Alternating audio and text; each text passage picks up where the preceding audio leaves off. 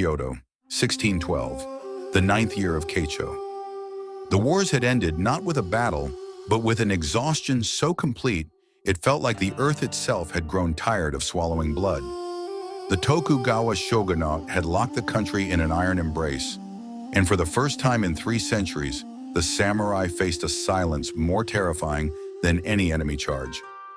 It was in this silence that Yamamoto Kenshin discovered something worse than death. He had spent 63 years forging himself into a weapon of such precision that his students whispered he no longer cast a shadow. Not because he was a ghost, but because his presence was so utterly controlled that even light could find nothing to grasp. 147 duels, not a single defeat, not a single moment of uncertainty. His katana moved like water, finding the path of least resistance, which is to say it moved without thought, without hesitation, without kenshin. The Shinkage Ryu school had elevated him to the status of living treasure. Lords traveled months to receive his instruction. Generals sought his counsel before battle, though battle had become a memory. Young warriors watched his every breath, trying to capture the secret of his perfection. None of them saw what Kenshin saw when he looked in the mirror each morning. A man who had become so skilled at hitting the target that he had forgotten why he was aiming. His mornings were rituals carved in stone. Rise before dawn, meditate on the void. Practice the same 7 kata he had practiced for 47 years. Receive students, correct their form, praise their progress, dismiss them, eat rice and pickled vegetables, more meditation, sleep, repeat. The days blurred together like rain on an old window. Kenshin could no longer distinguish Tuesday from Friday, spring from autumn, 1 year from the next. Time had become something that happened to other people. His students called him serene. He knew the truth. He was not serene. He was absent. It was the 47th day of persistent rain when the monk appeared. Kenshin had just completed the morning session with his senior students, 7 men who had studied under him for over a decade, each capable of defeating 100 ordinary warriors, each utterly convinced they were approaching mastery. Kenshin watched them bow and retreat with the same detachment he brought to everything now, cataloging their flaws with mechanical precision. Tanaka's stance shifted 3 degrees too far forward when fatigued. Watanabe's strike still carried the ghost of hesitation, a microsecond of doubt that a truly skilled opponent would exploit. Sato had the technical perfection, but lacked what? Kenshin had stopped being able to name what Sato lacked. Something alive. Something Kenshin himself had lost so long ago, he could no longer remember its shape. The rain continued its patient assault on the temple roof. Your students fear you. Kenshin did not turn. He had sensed the monk's approach 20 paces before the man entered the dojo, not through any conscious effort, but through the hyper-vigilance that 40 years of training had etched into his nervous system. The monk was unarmed, barefoot. His robes were soaked through, clinging to a frame that suggested either asceticism or starvation. His age was impossible to determine. He could have been 40 or 80. Fear is the beginning of respect, Kenshin said. It was something he had said 1,000 times. It meant nothing. The monk smiled. It was not a kind smile. It was not an unkind smile. It was the smile of someone watching a child insist the moon is made of cheese. No, the monk said. Fear is the beginning of fear. Respect comes much later, if it comes at all. Your students do not respect you. They worship you. There is a difference. Kenshin felt something flicker in his chest. Not anger, which would have required engagement, but something closer to irritation at an incorrect answer on an examination. Worship is a form of respect. Worship, said the monk, settling onto the wooden floor with the casual grace of a cat claiming a sunbeam, is what happens when respect grows so large it becomes distance. They do not see you as a man. They see you as a monument. Monuments do not teach. They only cast shadows. Kenshin turned to face the monk properly. The man's eyes were pale gray, the color of winter sky, and they held an unsettling quality that Kenshin could not immediately identify. It was not wisdom, though wisdom was present. It was not compassion, though compassion flickered at the edges. It was presence, complete, unguarded, utterly alive presence. The monk was simply there, in a way Kenshin had not been there for decades. "You speak as though you know me," Kenshin said. "I know your kata," the monk replied. "I have watched you teach. I have watched you practice. I have watched you move through this world like a man carrying a corpse on his back, unaware that the corpse is himself." The dojo became very still. The rain continued its patient percussion. Kenshin's hand did not move toward his sword, would not move toward his sword, because he was Yamamoto Kenshin, undefeated in 147 duels, and he did not react to provocation like some untested youth. But something in his chest had begun to pulse, not pain, not fear. Something older, something he had not felt since he was 23 years old and facing his first opponent with the certain knowledge that he might die. Vulnerability. "What do you want?" Kenshin asked. The monk tilted his head. "Nothing. Everything. The same question that has been pursuing you for 40 years, though you have been too disciplined to hear it." "And what question is that?" The monk's smile softened into something that resembled, for the first time, genuine warmth. "Why do you still hold the sword, Kenshin-san? The wars are over.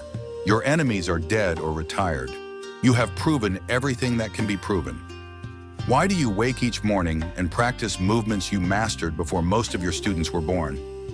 Kenshin opened his mouth to deliver the answer he had given himself for decades. Discipline, duty, the preservation of tradition. But the words would not form. They stuck in his throat like fish bones. Because for the first time in 40 years, he was being asked to explain himself to someone who would not accept the official answer. The monk waited. His presence filled the dojo. Not aggressively, not confrontationally. He simply waited, as patient as the rain, as inexorable as the turning of the seasons. "I don't know," Kenshin whispered. The words fell into the silence like stones into still water. He had not spoken those words in sequence since he was 14 years old, and his first master had asked him if he truly wanted to walk the warrior's path. The admission felt like tearing open an old wound that had healed badly. The monk nodded. "Good, now we can begin." He did not teach Kenshin anything new. This was the first and most terrible lesson. There was nothing new to learn. Kenshin had spent 63 years accumulating techniques, principles, strategies, philosophies. His mind was a library of martial knowledge so vast he could not see its walls. What the monk offered was not addition, but subtraction. "You believe mastery is accumulation," the monk said on their second meeting. Kenshin had not invited him back. The monk had simply appeared again at dawn, as inevitable as the sunrise. "You believe that if you collect enough skills, enough victories, enough recognition, you will eventually become whole. But mastery is not a pile of stones. Mastery is the space between them." He gestured to Kenshin's sword. That blade was forged from sand and fire. The smith did not add metal to create the edge. He removed everything that was not the sword. Your path is the same. Kenshin looked at his katana. He had owned it for 31 years. He had killed 14 men with it. He had cared for it with the devotion a priest offers a deity. And yet, staring at it now, he realized he had never truly seen it. Only its function, its history, its reputation. "What must I remove?" Kenshin asked. The monk's gray eyes held his. "Everything." The lessons that followed were not lessons at all. They were unteachings, unlearnings, the systematic dismantling of a man who had spent 6 decades constructing himself. The morning light reached his face, warm, patient, present. Yamamoto Kenshin closed his eyes. He did not think about his 147 victories. He did not think about his flawless technique or his legendary reputation or his untouchable legacy. He did not think about Bushido or mastery or the weight of 63 years of disciplined emptiness. He thought about the fishmonger's hands, the woodcarver's breath, the children learning to run by falling. He thought about the step he had taken when he was 17 years old, crossing the distance between himself and death, unaware that he was also crossing the distance between perfection and life. He thought about the monk's gray eyes, patient as winter sky, waiting for a master to become a beginner. And then, very quietly, very simply, Kenshin stopped thinking. The sword rested in his hands. The light rested on his face. The man who had spent 63 years becoming nothing rested in the moment of being everything. They found him that evening, still sitting in the center of the dojo, his sword across his lap and his face turned toward the western window, where the sunset had painted the floor in shades of gold and amber. His expression was peaceful. His hands were relaxed. His breathing had stopped sometime in the afternoon, though no one could say exactly when. Sato returned from Edo for the funeral. He had become a master himself, teaching the Shinkaga Ryu to a new generation of warriors who would never see battle. His technique was flawless. His reputation was growing.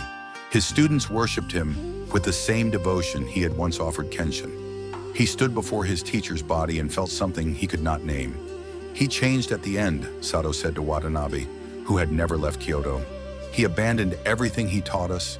He abandoned perfection. He abandoned mastery. How could he do that? How could he betray everything he spent his life building? Watanabe looked at his old friend. This man who had achieved everything Kenshin had achieved and learned nothing Kenshin had learned.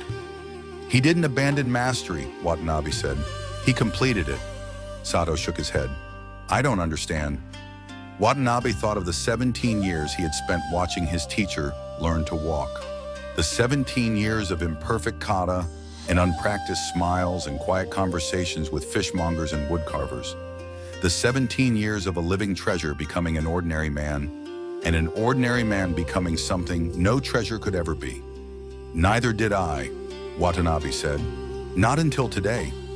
He picked up Kenshin's sword, the blade that had killed 14 men, the blade that had been perfect for 31 years, the blade that had spent 17 years learning to rest, and held it in both hands. It was lighter than he remembered. No, that wasn't right. The sword hadn't changed. He had. The monk attended the funeral. No one knew his name. No one knew where he had come from or where he would go when the ceremony ended. He stood at the edge of the gathering, his gray eyes patient, his bare feet silent on the autumn leaves. When the ceremony ended and the mourners dispersed, he remained. The sword lay on the altar, surrounded by incense and offerings. Kenshin's body had been cremated that morning, his ashes scattered in the temple gardens, where he had spent so many hours watching imperfect leaves refuse to fall in perfect formation. The monk approached the altar. He did not bow. He did not pray. He simply looked at the sword, this magnificent weapon that had spent 63 years being perfect and 17 years learning to rest, and nodded once. Good journey, old friend, he said, and then he turned and walked away, his footsteps leaving no mark on the fallen leaves. Behind him, the sword rested in its place of honor, catching the light of a sky that asked nothing of it but presence. It was enough. It had always been enough. The blade that forgot it was steel finally remembered it was alive.